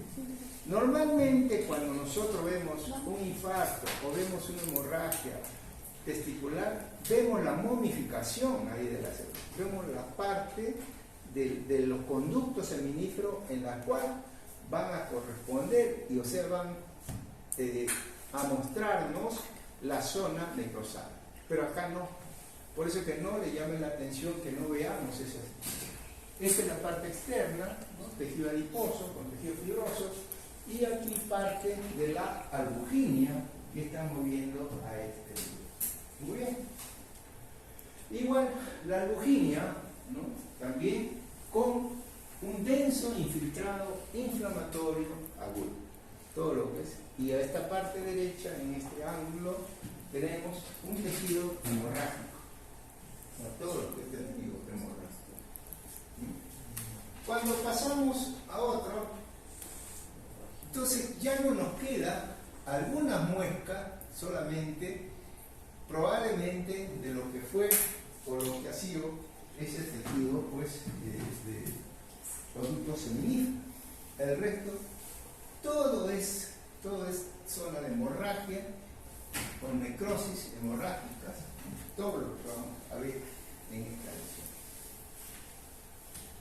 Miren ustedes ahí, entonces tenemos la ausencia, ¿no? Un compromiso total de todo el parénquima testicular ha sido reemplazado por áreas de hemorragia, necrosis e infiltrado inflamatorio agudo, ¿no? Todo el parénquima testicular entonces reemplazado por hemorragia, necrosis e infiltrado inflamatorio agudo. Todo eso. Entonces no vamos a encontrar todo eso, no vamos a encontrar ahí nada Eso es lo que ocasiona muchas veces pues estas torsiones testiculares cuando son de repente no son atendidas en su oportunidad.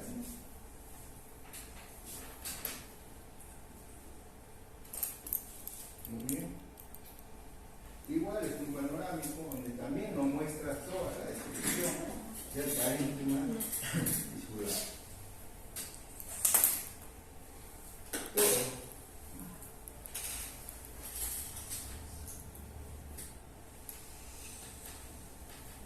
Igual, acá da la impresión de quedarse algunas muestras de lo que es un conducto sanguíneo. Acá está una especie. El resto, todo es área de necrosis, fibrina, hemorragia, necrosis. Doctor, disculpe, en la macroscopía podemos describirlo como área necrótica y torsión testicular. ¿Qué le pondrían ustedes? Área necrótica. La macroscopía, en principio, el testículo en la primera lámina, yo creo que no se la dije, pues, ¿no? Miren ustedes, el testículo, ¿qué cosa es lo que ven ahí? El testículo es un cambio de la coloración, una coloración medio marrón o marrón negruzco o marrón azulado, si quieren ahí, ¿no? O sea, macroscópicamente es un testículo que muestra una superficie marrón negruzca, necrótica, que compromete el epidídimo. Este es el epidídimo, cabeza, cuerpo y cola del epidídimo y parte del cordón espermático. Este es el cordón espermático, parte del cordón espermático. Este es el borde del cordón espermático, ya cambió, mire, acá ya está pardito, acá está parduzco, acá está medio morado o azulado. La superficie de corte, ¿no?, muestra parénquima testicular, hemorrágico y necrótico. Superficie de corte con hemorragia y necrosis. Gracias, doctor. Ok.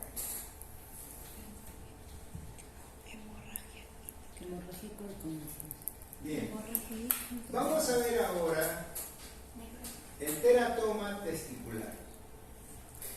Cuando nosotros hemos hablado del cáncer de testículo, dentro de la clasificación del cáncer habíamos dicho que este testículo era producido por las células germinales, en un 90% de células germinales. Y estas células germinales eran unas células totipotenciales, así son las células germinales, totipotenciales, y que iba a dar origen, ¿no?, como totipotencial mismo, a una serie de cánceres, ¿no? Se clasificaba en seminoma y no seminoma. Las células no seminomatosas habíamos dicho que son los carcinomas embrionarios, el tumor senoendodermal, los teratomas y los tumores mixtos. Los teratomas, ¿no?, se caracterizan también porque esto, dentro de su componente, está constituido dentro de su formación como estas células germinales, dentro de su vida embriónica, puede dar origen a esto. Entonces puede dar origen a una serie de células de diferentes morfologías y origen. Una puede pertenecer al ectodermo, al endodermo o al mesodermo. O sea, están dentro de las tres capas embriónicas.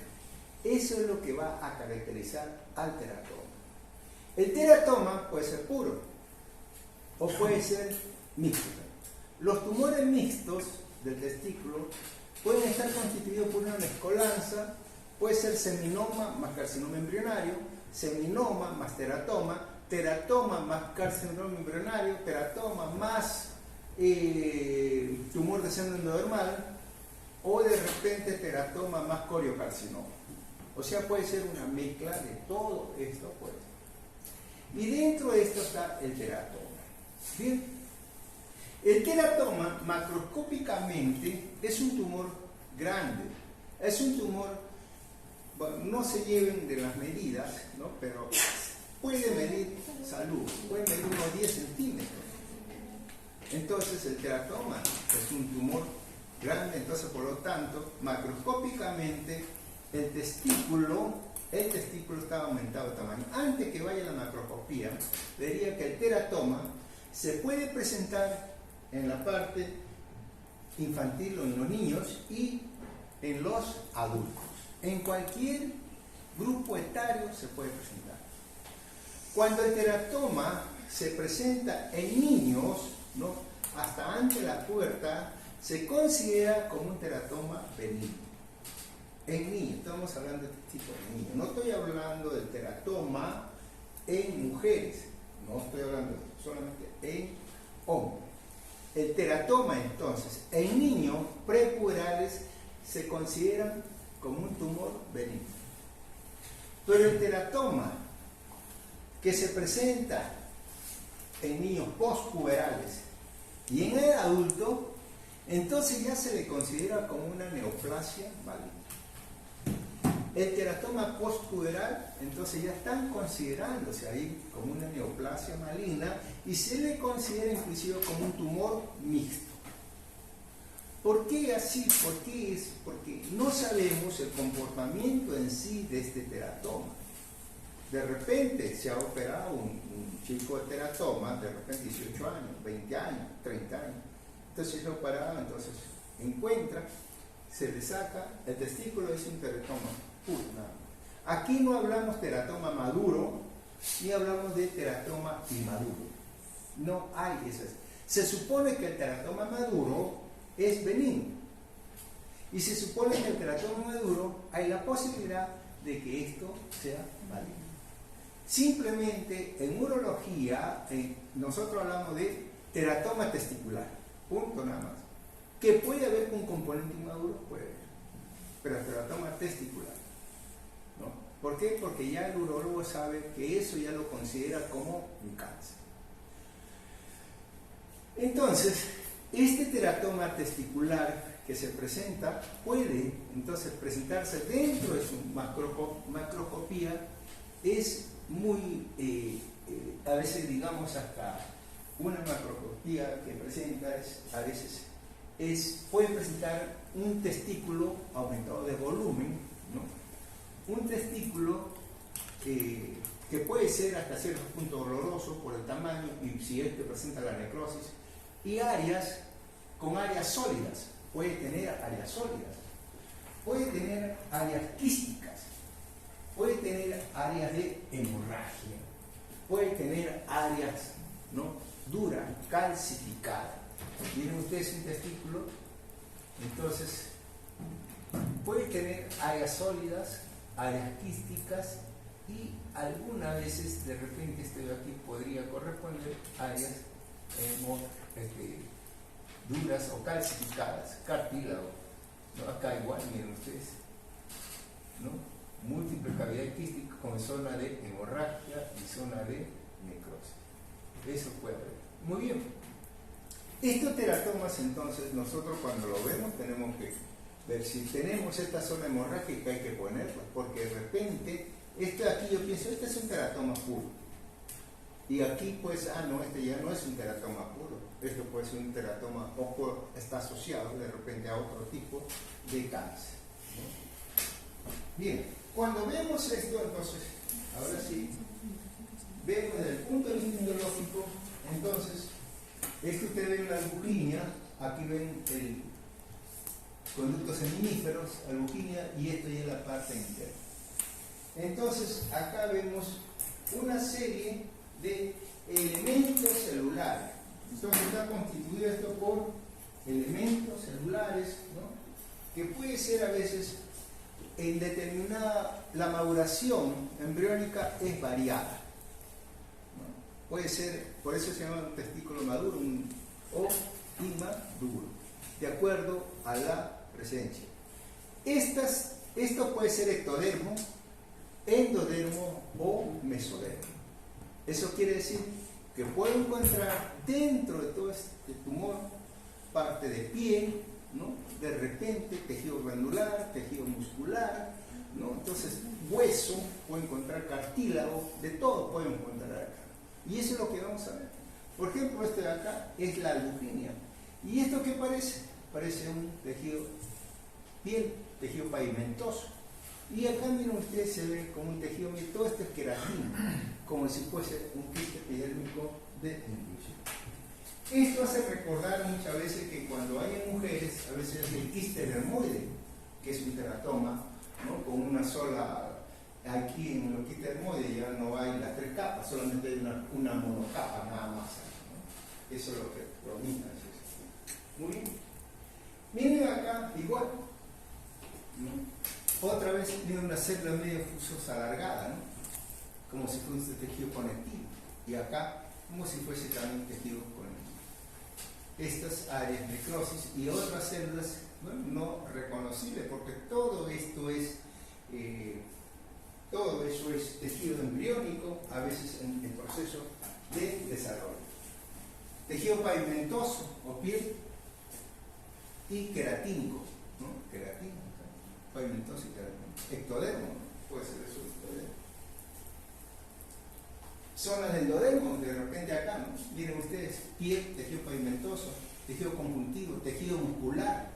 Acá, endodermo, ¿no? Este tejido pseudoglandular, parece dice, las estructuras medio glandulares, ¿eh? Diferentes tipos de tejidos que vamos a encontrar ahí extendidos. Bien. Igual acá, miren ustedes, de repente puede ser un tejido de aspecto respiratorio, glandular, ¿no? Como el que vamos, miren ustedes acá, medio glandular este tejido, y acá muchos macrófagos, este tipo de tejidos son tejidos embriónicos, ¿no? Por la característica, bueno, podría ser que corresponda a esto de repente a un tejido puede ser floral, puede ser bronquial, puede ser respiratorio, o como esto de acá, que también puede ser glandular. Entonces son diferentes tipos de tejidos. Entonces un tumor constituido por una serie de tejidos que corresponden a las 3 capas, ¿no? De la línea cerebral: el ectodermo, endodermo y mesodermo. Igual da el aspecto como si fuera un tejido respiratorio, ¿no? Con cilios, ¿no? Este tipo de celulitas también, y esta pseudoestratificación que se observa. Muy bien.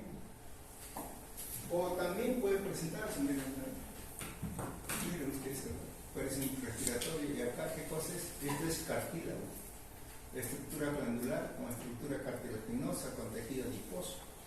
Entonces eso también puede ser. Ahora, eso cuando uno lo diagnostica, solamente uno pone solamente ahí como un teratoma testicular. O sea, teratoma postpuberal, ¿no? Así. ¿Por qué? Porque eso ya, si es postpuberal, ya eso ya prácticamente le estamos diciendo que esto corresponde a una neoplasia maligna. Ahora, esto de aquí a veces puede hacer que de repente al año, 2 años haga otro tumor, o se le encuentre a nivel pélvico un tumor y uno lo saque y sea un teratoma. Puede ser que sea puro, o puede ser que sea un estroma o con componentes malignos. Entonces, puede ser. ¿Cuántos casos hemos visto de teratoma de repente con metástasis pulmonar también? Entonces, hay cosas que eso hay. Este de aquí, este teratoma, los carcinomas embrionarios, entonces ahí no se le puede ofrecer pues radioterapia, ¿no? No se le puede ofrecer radioterapia porque no van a responder a eso. ¿Por qué? Porque generalmente los carcinomas embrionarios u otros tipos de carcinomas, esos van a ser por vía hemática y no van a responder, ¿no? El único que responde, no se olviden, es el seminoma que responde. A esto, ¿por qué a esto no le ofrecen? Porque tienen que ver el comportamiento, el patólogo tiene que decirle qué cosa es para ver qué ofrecer. Si no, no le ofrecen ningún tipo de tratamiento hasta que no se le dé un extraído, se le clasifique en forma adecuada. Muy bien, eso es entonces lo que correspondería a todo a este. Dos preguntas. ¿El cuadro clínico de terapia?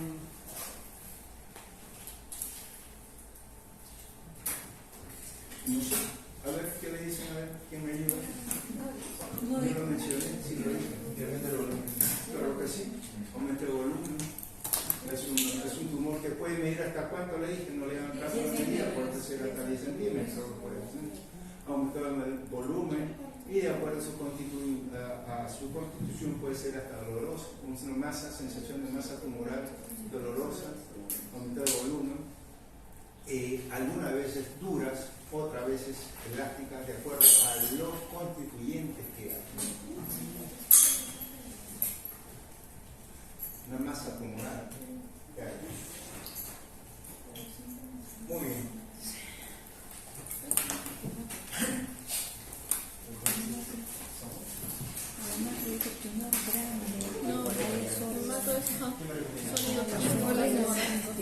Yo pensé que todo eso pedí para macro. Yo tengo macro.